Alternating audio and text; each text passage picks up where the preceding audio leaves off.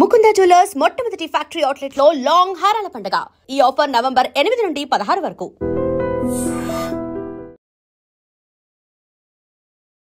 ఢిల్లీలో జరిగిన ఘటన వెనుక ఉన్నది ఎవరు? ఆ జరిగిన మెటీరియల్ యొక్క ఇంపాక్ట్ ఏ విధంగా ఉంటుంది?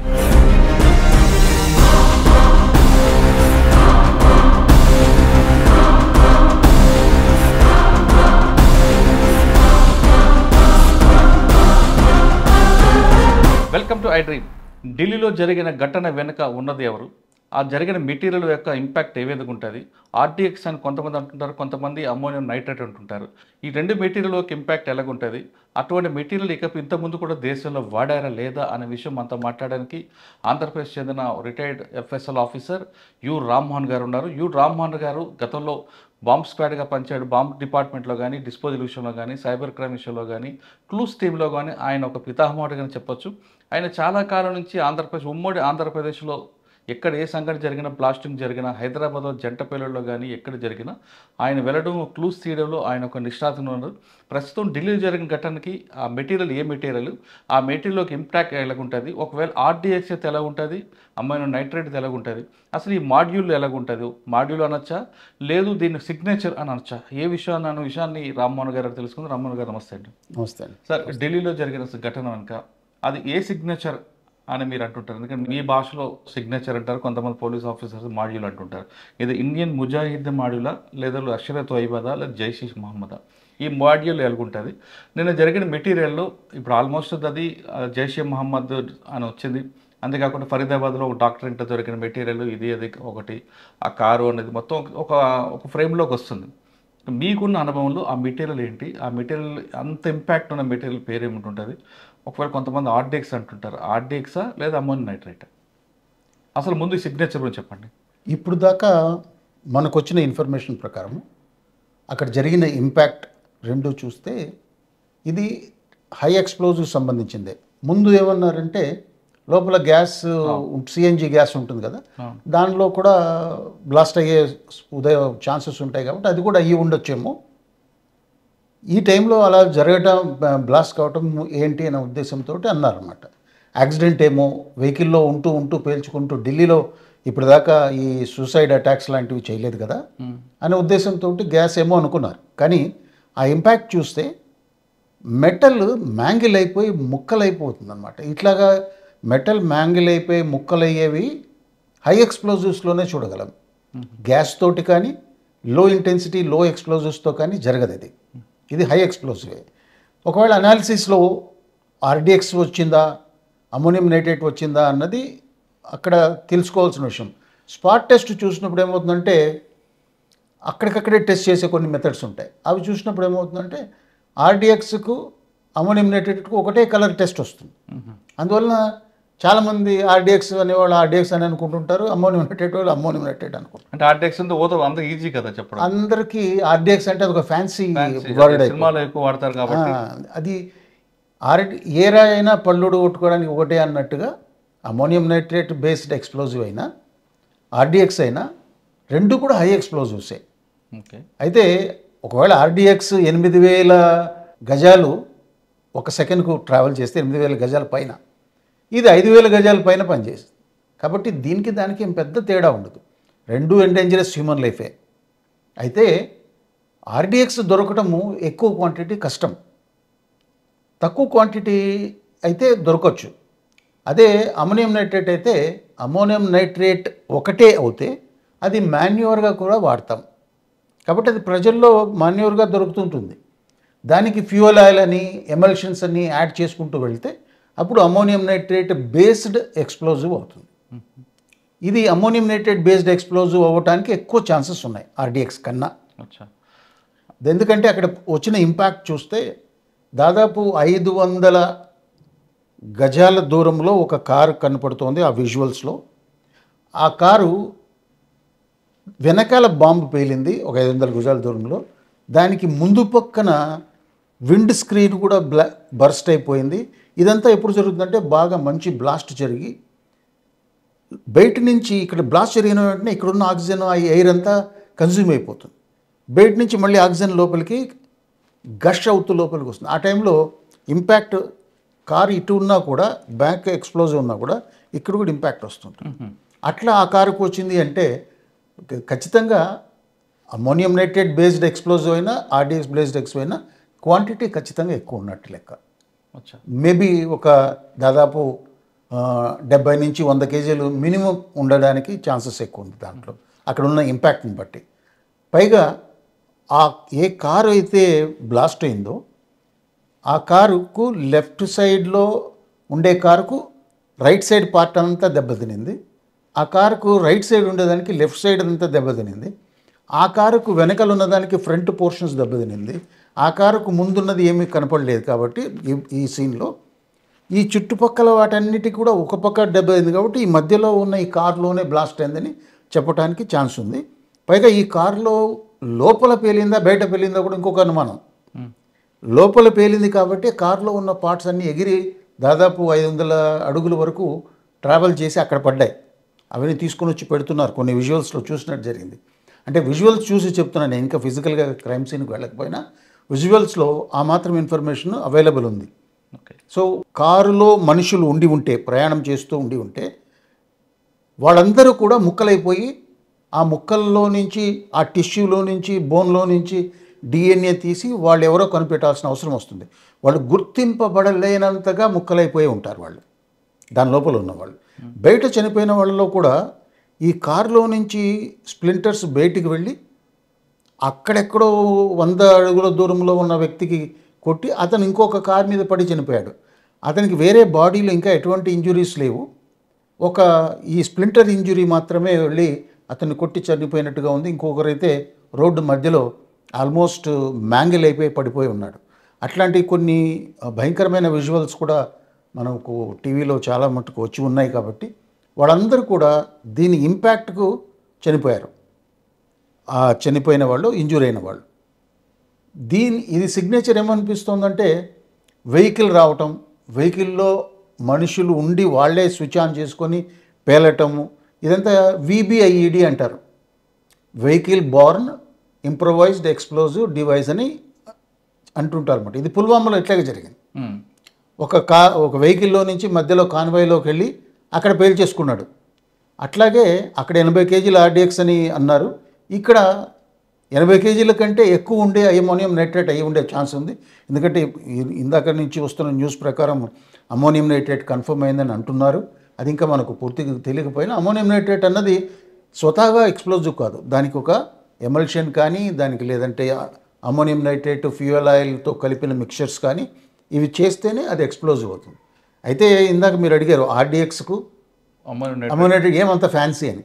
ఆర్డిఎక్స్కు షెల్ఫ్ లైఫ్ ఎక్కువ, స్ట్రెంగ్త్ ఎక్కువ. అమ్మోనియం నైట్రేట్కు తయారు చేసిన తర్వాత షెల్ఫ్ లైఫ్ ఫ్యూ మంత్స్లోనే వాడేయాలి, లేదంటే అది డిస్టెబిలైజ్ అయిపోతుంది. అందువలన తప్ప అదర్వైజ్ ఇంపాక్ట్ ఏం పెద్ద తేడాగా ఉండి దీనికి అంత ఎందుకు ఉంటుంది, దీనికి ఎంత ఉంటుందని కాదు, డిజైర్డ్ రిజల్ట్ అమ్మోనియం నైట్రేట్తో కూడా వస్తుంది. ఓకే సార్, ఇప్పుడు ఆ సంఘటన మీరు చూడలేదు కానీ వీడియో చూస్తున్నారు కదా, అది రిమోట్తో పేల్చుకున్నారా లేదు బై మిస్టేక్ ఏమైనా బ్లాస్ట్ అయింది అనుకోవచ్చు? ఇది యాక్సిడెంటల్గా బ్లాస్ట్ అయిందని నేనేం అనుకోవట్లేదు, వాంటెడ్లీ. ఎందుకంటే దాని లోపల వాళ్ళు ఉన్నారు.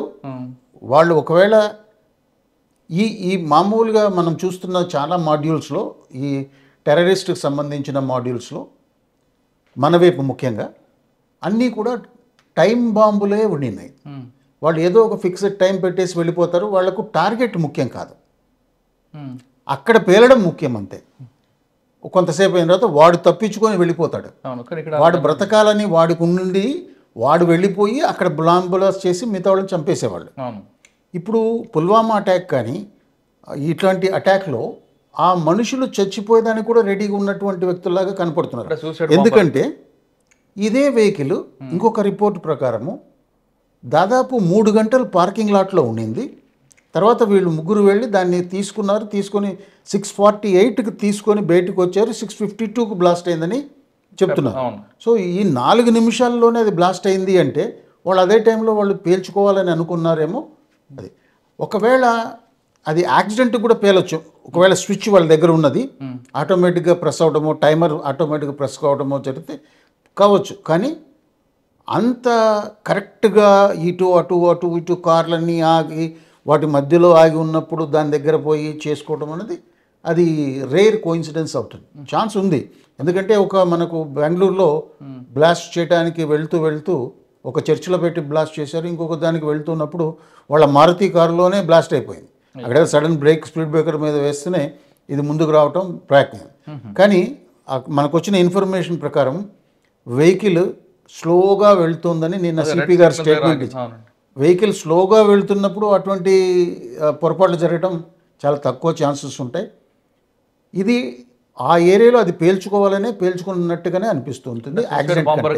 ఢిల్లీలో ఇటువంటి సంఘటనలు ఎప్పుడు జరగలేదు. ఢిల్లీలో జరగలేదు కాబట్టి మొట్టమొదటిది కాబట్టి మనం ఈ సూసైడ్ బాంబర్ని మనం ఖచ్చితంగా ఇది నిజమా కాదా అని తెలుస్తుంది. ఫర్దర్ ఇన్వెస్టిగేషన్స్లో ఇది తెలియటానికి ఛాన్స్ ఉంది. అంటే సంఘటన జరగక ముందు టోల్ గేట్ దగ్గర ఆ డ్రైవింగ్ సీట్లో ఉన్న వ్యక్తి చాలా కూల్గా ఉన్నాడు తప్ప ఎక్కడ ఆయనలో టెన్షన్ కనబడుతున్నట్లుగా లేవు విజువల్స్లో. అవును. అంటే మనం అది అన్ఎక్స్పెక్టెడ్గా జరిగింది అనుకోవచ్చు, అది ఎక్కడికో తీసుకువెళ్తున్నప్పుడు ఇక్కడ ముందే పేలిపోయింది అనుకోవచ్చు. ఛాన్స్ ఉంది. మీరు అనుకున్న అంటే మీరు ఫేషియల్ రీడింగ్ గురించి మళ్ళీ అది వేరే సబ్జెక్ట్ అది. ఆ ఫేషియల్ ఎక్స్ప్రెషన్ మీరు చెప్పినట్టుగా ఒకవేళ బాంబు తీసుకువెళ్తూ కూడా వాడే చచ్చిపోవాలి అని అనుకోకుండా బాంబు తీసుకువెళ్తుంటే ఫేస్ ఆనందంగా ఉంటుందా? పోనీ ఉండదు. అట్లే ఉన్నాడు. మైండ్ సెట్ వేరే ఉంటుంది. మైండ్ సెట్ వేరే అంతే. ఒకవేళ బాంబు పేల్చుకోవాలనుకున్నా లేదు, బాంబు క్యారీ చేస్తున్నా స్ట్రెస్ ఉంటుంది. అక్కడ ఎవరికేమో స్ట్రెస్ కనపడట్లేదు. అంటే వీళ్ళకి కూడా తెలియకుండా బాంబు పెట్టాడా? అది కూడా పాయింట్. వీళ్ళకి కూడా తెలియకుండా బండిలో బాంబు పెట్టి ఎక్కడి నుంచో దూరం నుంచి రిమోట్ కంట్రోల్తో చేశారు. ఇమాజినేషన్కు అక్కడున్న మెటీరియల్ ఎవిడెన్స్కు కనెక్షన్ వస్తే తప్ప మనం రీసెర్చ్ చేయలేం. ఓకే సార్, అమ్మోనియం నైట్రేట్ ఉంది. ఇంతకుముందు గతంలో మన ఏపీలో కానీ తెలంగాణలో జరిగే వాడారా? ఎందుకంటే మక్కా చాలా విషయాలు మీరు చూసారు కదా. ఇప్పటిదాకా మక్కా మస్జిద్లో అమ్మోనియం నైట్రేట్ కాదు, కానీ Lumbini park ammonium nitrate based emulsion explosive. తర్వాత Gokul Chat ammonium nitrate based emulsion explosive. Indian Mujahideen group అంటూ ఉండి వాళ్ళతో బ్లాస్ట్ అయిన ప్రతి కేసులో కూడా అమ్మోనియం నైట్రేట్ ఎమల్షన్ ఎక్స్ప్లోజివ్గానే చూసాం. కానీ మలక్పేట దగ్గర రైల్వే బ్రిడ్జ్ కింద ఒకటి అదే రైల్వే అది కూడా చూసారు కదా. అది దాంట్లో డిఫ్యూజ్ కూడా చేశాం కాబట్టి దాంట్లో ఉన్నది ammonium nitrate based emulsion explosive. అన్నిట్లో కూడా ammonium nitrate based emulsion explosive Mecca Masjid తప్ప ఇక్కడ అన్ని అవే వచ్చాయి. అంటే మక్కా మసీదులో గ్రానైట్ ఉంది కాబట్టి దాని ఇంపాక్ట్ తగ్గింది అనుకోవచ్చు. ఇంపాక్ట్ అక్కడ ఎక్కువ లేదు కదా.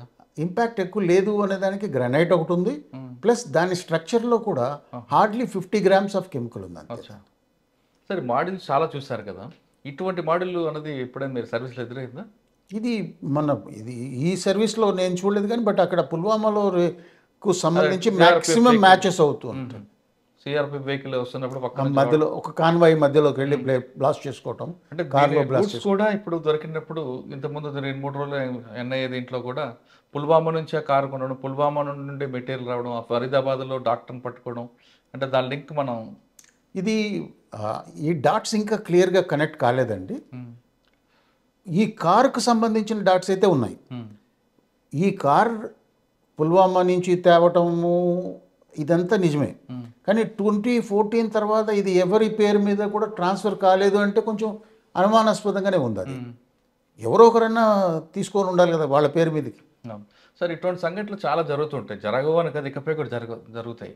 దేశంలో జరగకుండా ఉండాలంటే ఏం చేయాలంటారు? ప్రతి ఒక్కరికి ఒక రకమైన ప్రోబింగ్ అయ్యి ఉండాలి. ఇప్పుడు ఈ మధ్యకాలంలో బ్లాస్ట్ జరగలేదని చెప్పి అందరూ రిలాక్స్డ్గా ఉంటున్నారు.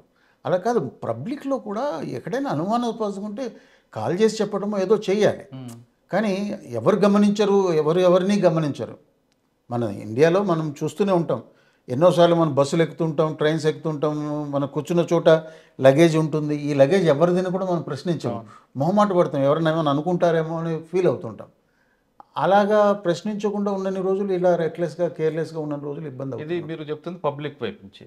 ఫైనల్గా ప్రభుత్వానికి ఏం చెప్తారు? పోలీస్ వైపు నుంచి పోలీసులు కూడా మన ఢిల్లీలో ముఖ్యంగా చూస్తే ప్రతిసారి వాళ్ళు ఎక్కడో చోట నాకాబందీ అని చెప్పి ఆపేసి చెక్ చేసేస్తూనే ఉంటారు. పర్టికులర్గా కొన్ని ఇంపార్టెంట్ డేస్కు ముందర, లైక్ మన నేషనల్ ఫెస్టివల్స్ అన్నిటికీ, కన్వెన్షనల్ ఫెస్టివల్స్ అన్నిటికీ మధ్యలో ముందు వెనకాల 10 రోజులు అటు 10 రోజులు ఇటు చెక్ చేస్తూనే ఉంటారు. బహుశా నిన్న ఇంకొక ఇన్ఫర్మేషన్ ప్రకారం అది ఆ area holiday area, red fort area Monday రోజు హాలిడే అట. సో కొంత రిలాక్స్డ్గా ఉండి ఉన్నారేమో తెలియదు అక్కడ ఇది జరగటానికి, వీళ్ళు అది అసెస్ చేసుకున్నారేమో కూడా. కానీ సాధారణంగా ఐబీ ఎప్పుడు కూడా ఆగస్టు 15 జనవరి 26 ముందు ఇలాంటి వార్నింగ్స్ ఇస్తుంటుంది, ఎక్కడి నుంచి రావచ్చు, అటాక్ జరగవచ్చు అని. అంటే ఈ రెండు కాకుండా ఇప్పుడు ఇవ్వడం అంటే వాళ్ళకు కూడా కన్ఫ్యూజ్ చేద్దానికి ఇదొక మాడ్యూల్ అనుకోవచ్చా, ఇదొక ప్లాన్ అనుకోవచ్చా? అంటే వాళ్ళకు కూడా తెలిసే ఉంటుంది ఇది ఇక్కడ జరుగుతుందని తెలియకపోవచ్చు, కొంత ఇంపాక్ట్ ఉంటుందని తెలుసు. ఎందుకంటే ఇప్పుడు నిన్న సాయంత్రం 6:50కి బ్లాస్ట్ అయితే రాత్రికంతా కూడా కొంతమందిని అరెస్ట్ చేయటం, పొద్దునకి ఇంకా కొంతమందిని అరెస్ట్ చేయటం. ఇది ఎక్కడో గుజరాత్లో వేరే అరెస్ట్ అయిన డాక్టర్ను, హైదరాబాద్ బేస్డ్ డాక్టర్ని అక్కడ పట్టుకోవడం, రెజిన్ అనే కెమికల్ తయారు చేస్తున్నాడని చెప్పి పట్టుకోవటం, ఇవన్నీ చూస్తే వాళ్ళకు దీని వెనకాల ఏదో ఒక కొంత యాక్టివిటీని వాళ్ళు ఫాలోఅప్ చేస్తూ ఉండి ఉంటారు. అంత త్వరగా దానికి కనెక్టింగ్ ది డాట్స్ చేయగలిగారు. అంటే దానికి లీడ్ అనేది 3 రోజుల నుంచి నడుస్తుంది కదండి, దేశం మొత్తం కూడా ఇన్వెస్టిగేషన్ జరగడం, హైదరాబాద్తో లీడ్ అంటే ఎక్కువగా ముందు జమ్మూ కాశ్మీర్లో రావడం, కాశ్మీర్ వచ్చిన ఒక పోస్టర్, అక్కడి నుంచి ఇదంతా జరుగుతూ వస్తుంది. అందులో భాగంగా వీళ్ళు ఏమైనా అలర్ట్ అయ్యి ఆల్రెడీ అన్ని నోటీసులు ఉన్నామని చెప్పి వీళ్ళు ఎస్కేప్ ఆ అవ్వడం, భయం ఎస్కేప్ అవుతున్నప్పుడు యాక్సిడెంటల్గా బ్లాస్ట్ కావచ్చు, లేదా అందరి అటెన్షన్ డైవర్ట్ చేయడానికి ఇక్కడ బ్లాస్ట్ చేసి ఉండొచ్చు. ఓకే. అంటే ఇప్పుడు ఎక్కడో చోట ఇప్పుడు చాలా కనెక్టింగ్ లీడ్స్ వస్తుంటాయి, ఒకరిని పట్టుకుంటే వారి ద్వారా ఇంక కొన్ని వస్తుంటాయి కదా, అవన్నీ ఆగిపోయేదానికి ఇది ఒకటి చేసి ఉంటారేమో కూడా ఆలోచించాలి. అంటే ఇప్పుడు మీరు ఫైనల్గా పోలీసులకు ఏం చెప్తారు? పోలీసులకు చెప్పేంత దీంట్లో ఏమీ లేదు కానివ్వండి, ఇంత పెద్ద యాక్టివిటీ అయితే కానిస్టేబుల్ దగ్గర నుంచి డీజీపీ వరకు ప్రతి స్టేట్లో, ప్రతి సెంట్రల్ ఏజెన్సీస్లో హై అలర్ట్లోనే ఉంటారు. వాళ్ళు దీనికి సంబంధించి చాలా చేసి ఉన్నారు. ఇండియాలో ఇంత వాల్యూమ్ ఉన్న, డెన్సిటీ ఉన్న పాపులేషన్లో అన్ని రకాలుగా యాక్టివిటీస్ చేస్తూనే ఉంటారు పోలీసులు, ఏమాత్రము తక్కువ చేయరు. ఇప్పుడు కూడా నాకు తెలిసి 1 or 2 డేస్లో మిగిలిన డాట్స్ అన్నీ కూడా బయటపడిపోతాయి. అంటే దాని ఇంపాక్ట్ రిటాలేషన్ ఉంటుంది అంటారు ఖచ్చితంగా? ఉంటుంది, ఉండాలి కదా. తర్వాత ఇందాక రెజిన్ అన్నాను, ఆ రెజిన్ కూడా బాడీ వెయిట్లో దాదాపు 100 ml లాగా పోతే ఒక మనిషికి చనిపోతారని మన దీంట్లో లిటరేచర్లో ఉంటుంది. దాన్ని దీంట్లో బాంబుల్లో వేస్తారని ఎవరో అడిగారు నన్ను. అది దాన్ని బాంబుల్లో వేయడం వల్ల ఏం ఉపయోగం లేదు. మనిషికి డైరెక్ట్గా ఇంజెక్ట్ చేస్తేనే కొంత ఇంపాక్ట్ ఉంటుంది. It's a protein, poisonous protein. అదే గతంలో కూడా మీకు కొన్ని ప్రాంతాల్లో బ్యాక్ సైడ్ లిఫ్టెడ్కి ఇంజెక్షన్ ఇవ్వడం ఇది మెటీరియల్ ఉండి ఉండొచ్చు. అంటే ఈసారి లిఫ్ట్ అడిగినప్పుడు జాగ్రత్త చూసుకోవాలి. ఏం జాగ్రత్త చూసుకుంటే లిఫ్ట్ ఇవ్వకుంటే మేలని జాగ్రత్త, వాళ్ళు పురుస్తున్నాడు లేదా అని ఎలా చూసుకుంటారు. తెలియని వ్యక్తికి లిఫ్ట్ ఇచ్చేటప్పుడు ఆలోచించుకోవాలి. ఇకపై ఇటువంటి సంఘటనలు జరగకుండా ఉండాలంటే ప్రభుత్వం వైపు కాదు, ప్రజల వైపు నుంచి కూడా మేల్కొనేలా ఉండాలంటున్నారు రామ్మోహన్ రావు గారు. ఎక్కడైనా అనుమానాస్పద వ్యక్తులు కనబడినా, అనుమానాస్పద వస్తువులు కనబడినా మీ వంతు బాధ్యతగా దగ్గరలో ఉన్న పోలీస్ స్టేషన్ చెప్తే కానీ ఇటువంటి సంఘటనలకి పుల్ స్టాప్ పెట్టడం కష్టం అంటున్నారు రామ్మోహన్ గారు. ఇది ఢిల్లీ సంఘటనపై రామ్మోహన్ గారి అభిప్రాయం. మరో విషయంలో మళ్ళీ కలుద్దాం. అంతవరకు నమస్తే. Thank you sir. Thank you.